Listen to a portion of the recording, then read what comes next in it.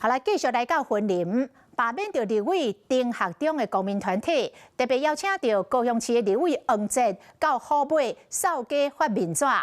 结果有一个驾驶是甲摕到的面纸甲寄出去车外，好哩加在双方并无发生重大的冲突。啊，若要互罢免的丁学忠是拍影片来宣传家己的政绩。谢谢老赵。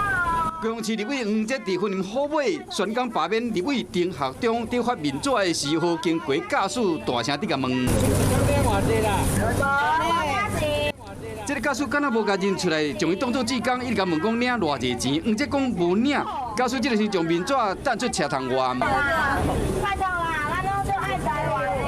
冲突无扩大，这个时阵另外一位支持罢免的乡亲经过时化口吻。台湾，中共乱来。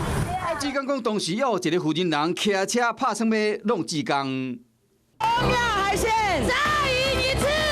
啊，那丁学忠这几天来一直参加各种反罢免暗会，用地产来洗咱各位时代脑。请共党的议员立委来徛在县长张立先冒到场，呼吁大家党无同意。对了，参加造势暗会，丁学忠阁拍一支底片访问地方的农友。这个农民拢有感觉讲安尼继续好的啦。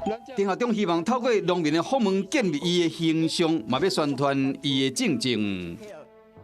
Hello， 我是陈雅玲。想要抢先掌握最及时的新闻资讯吗？赶快订阅、按赞、开启小铃铛，锁定华视新闻 YouTube 频道。